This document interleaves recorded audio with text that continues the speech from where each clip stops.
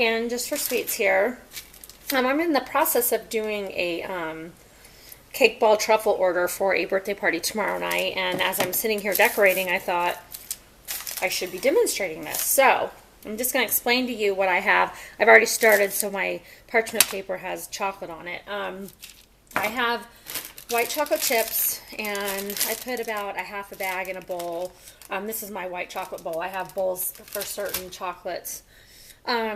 I put half a bag of chips, and I put about a tablespoon of shortening in there. I heat mine up in the microwave on 30-second intervals, and I stir in between each interval.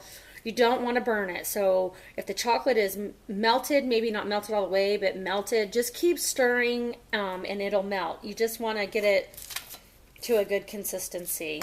If you can, I don't know if you can see that, but you know, able to. And you don't want it hard, and you don't want it, you know, too liquidy. You want it to be able to stick to the cake ball. So anyway, I have my cake balls all made here. I made these last night, and they've been in the freezer overnight. They dip best when they're in the freezer. You don't want to try to dip a cake ball that hasn't been frozen. So I use a little fondue fork. That's what I found that works the best for me. I just stick it in the bottom of the cake ball, which would be the flat side that's down. I twirl it in the chocolate. Make sure your hands are clean, because I do use my fingers for this.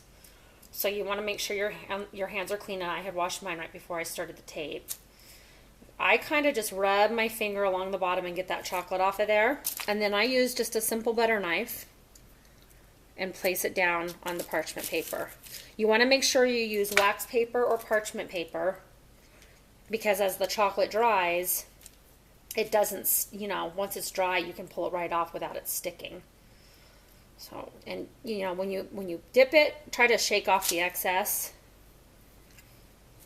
I'm making about 130 cake ball truffles for this party tomorrow night. So I've done this for so long. I've done so many of them, I should say. Not for so long, but I've learned my own little method that works for me. I mean, everybody may have a different method. This one works.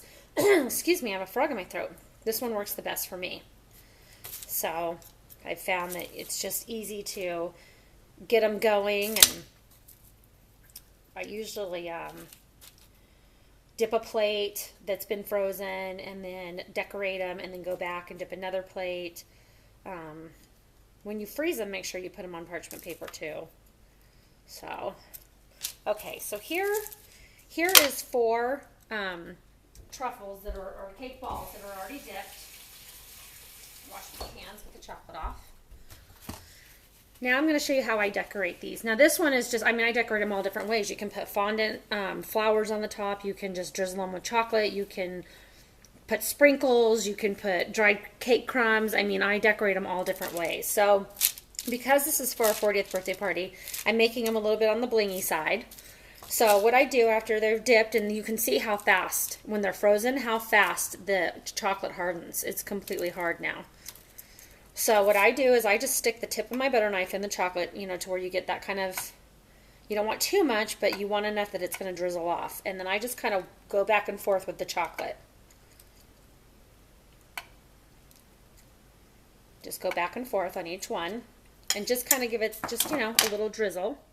And then what I have here is some disco dust and my little brush that I put it on with, and I just kind of shake it on top so that they're kind of glittery. And then I have another plate. You could put them on parchment paper if you want. They're dry, so they're not going to stick to this. And as I make them, I put them on this plate. And if you can see these, you can see that you can see the design on top with the chocolate, and that they're shimmery. What I usually do is when I'm delivering them to the party, I use a cake box to deliver them, but they look really pretty if you set them on a plate. I buy just the little mini cupcake wrappers, and you can set them inside of those. Except if the cupcake wrapper doesn't want to come apart. And you know, if you're having a party, you can display these out. They make a great little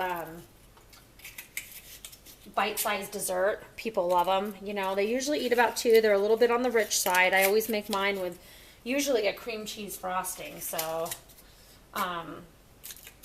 but people love them. And I usually make a few different flavors. For this occasion, I'm making 3 different flavors. So anyway, there's what they look like in the cupcake wrappers. Remember the mini ones.